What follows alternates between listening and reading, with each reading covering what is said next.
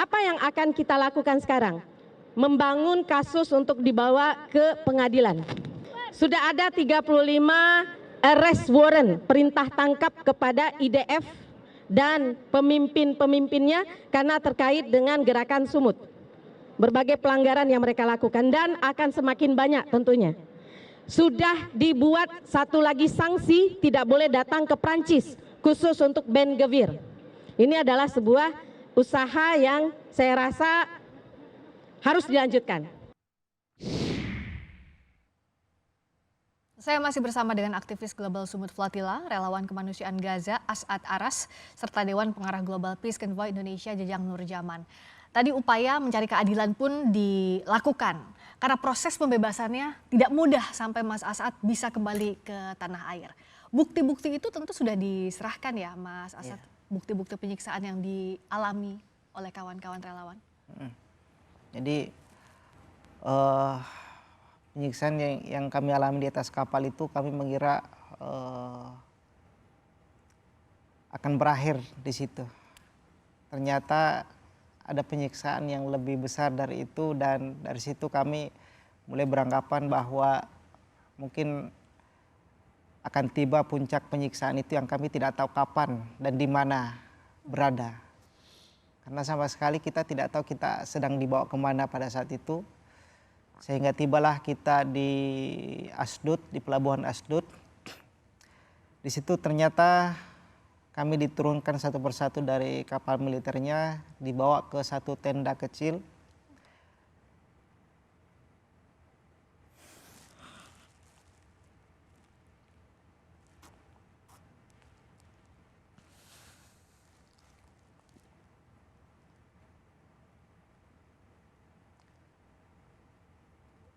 Beragam cara mereka memperlakukan kami.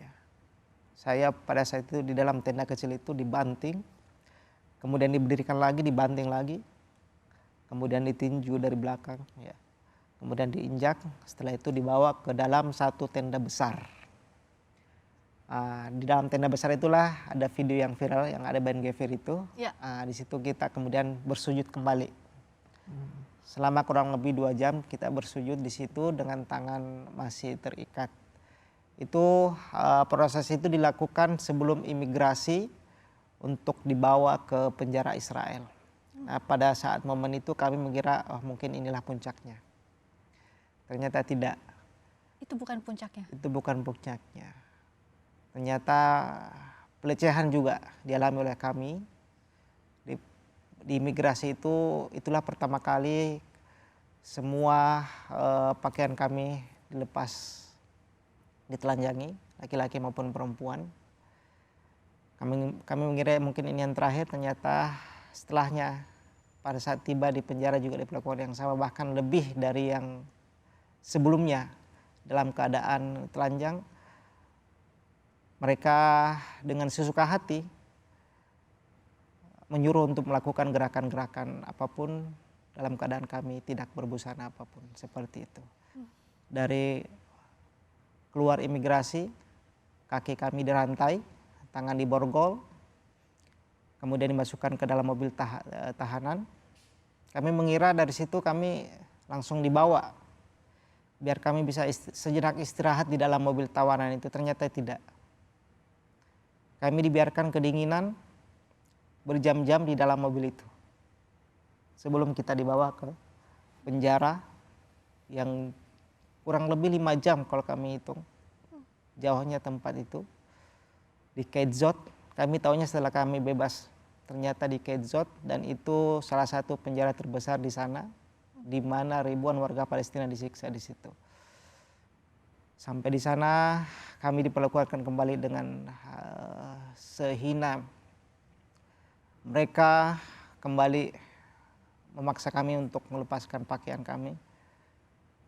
Kemudian kami dimasukkan ke dalam sel isolasi yang sempit, kurang lebih 2 kali 2 meter dengan diisi 30 orang. Bayangkan kami kehausan, dehidrasi, kelaparan, kemudian dimasukkan dalam ruangan sempit itu. Kami tidak bayangkan bagaimana orang yang sudah sangat kelelahan, bagaimana dengan orang tua, karena di dalam sel yang kami tempati ada orang tua. Jadi kami berikan mereka untuk duduk. Kami yang agak muda berdiri, kemudian bergantian untuk meminum air yang ada di keran toilet itu. Kami Hanya minum itu dari saja, situ. Mas, Hanya itu saja. airnya. Iya. Tidak diberikan minuman Tidak. secara layak sama sekali. Tidak diberikan minuman. Dan ventilasi udara sangat kecil, jadi kita bernafas agak susah di situ. Dalam kondisi seperti ini, saat tahu Mas As'ad dan kawan-kawan ditangkap, dibawa entah kemana pada saat itu, Iya. kan kami di tanah air tidak tahu kemana kawan-kawan di Global Sumut Flotilla dibawa. Upaya penyelamatan yang dilakukan GPCI seperti apa, Kang Jajang? Iya, jadi kita di GPCI dan juga GSF sudah menyiapkan beberapa skenario ketika di-intercept, dibawa ke kapal. Setidaknya dari pengalaman yang sudah berjalan tahun sebelumnya dan yang kemarin, yang tahun sebelumnya itu setelah di kapal dibawa ke tanah Palestina yang dijajah di Asdod tadi, itu tahun lalu seperti itu. Yang terbaru yang di-intercept dari Barcelona itu diturunkan di kereta di Yunani. Jadi kami punya dua skenario. Pertama tadi dibawa ke Asdod. Nah di sini sudah ada tim legal internasional kita, kuasa hukum GSF yang ketika teman-teman relawan ini sebelum naik kapal sudah membuat surat kuasa ya. Ya, itu akan dibawa untuk dijadikan nanti kuasa hukumnya tim adalah yang ada di Palestina yang akan memproses pembebasan ketika sudah sampai di Asdod. Itu skenario pertama. Skenario kedua adalah ketika diturunkan di pulau terdekat dari perairan tersebut. Pertama di Siprus, kedua mungkin ke Kairo atau ke Yordan atau ke tadi dibawa ke Israel. Nah kami sudah menyiapkan juga tim-tim kami dan berkoordinasi dengan KBRI Indonesia yang ada di Kairo, yang ada di Yordan, di Ankara, di Istanbul, dan juga yang Siprus itu ke KBRI di Roma. Jadi dari pihak Kemenlu sudah terinformasikan dan sudah siap menyambut ya ketika dipulangkan oleh tentara Israel, baik yang nanti dibawa ke Asdod ya nanti akan diproses oleh tim legal kita maupun tadi yang diturunkan di pulau-pulau terdekat begitu.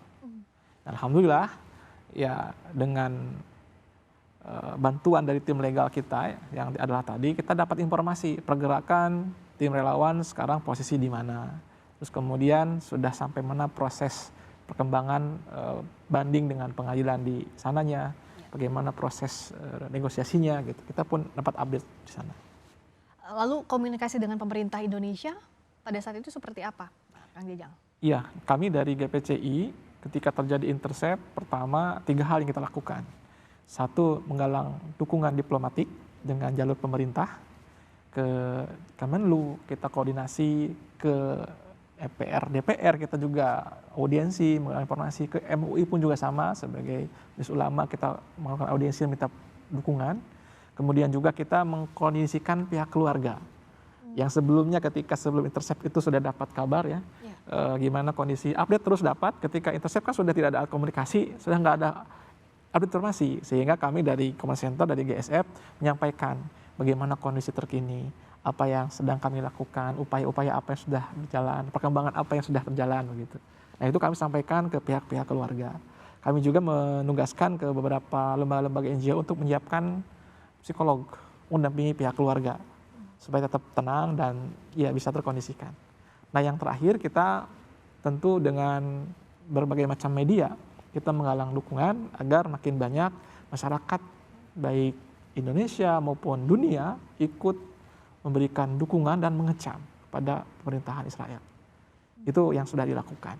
Dan alhamdulillah mulai ada kabar baik adalah ketika ada informasi Turki mengirimkan pesawat untuk menjemput relawan.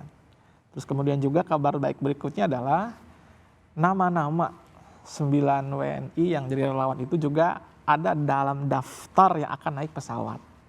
Nah itu kita sudah mulai mendapat informasi yang semakin tenang.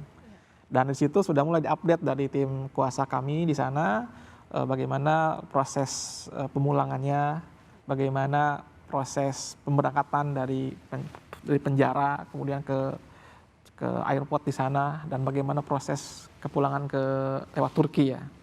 Nah, kita memang masih belum yakin karena belum ada gambar apapun, Ya. belum ada foto gitu ya. Apakah betul memang Betul, sudah dalam enggak kondisi gitu. yang aman ya? Baru mendapatkan kabar itu ketika sudah mulai landing, turun, keluar dari pesawat. Nah, itu kita udah mulai lihat satu-satu wajah WNI kita. Oh, alhamdulillah sudah bisa terlihat masih dalam keadaan yang baik dan sehat waktu itu. Langsung kita kabarkan ke pihak keluarga dan alhamdulillah juga itu yang sudah berjalan begitu. Alhamdulillah kita bersyukur Mas As'ad bisa duduk bersama kita dan bercerita banyak hal.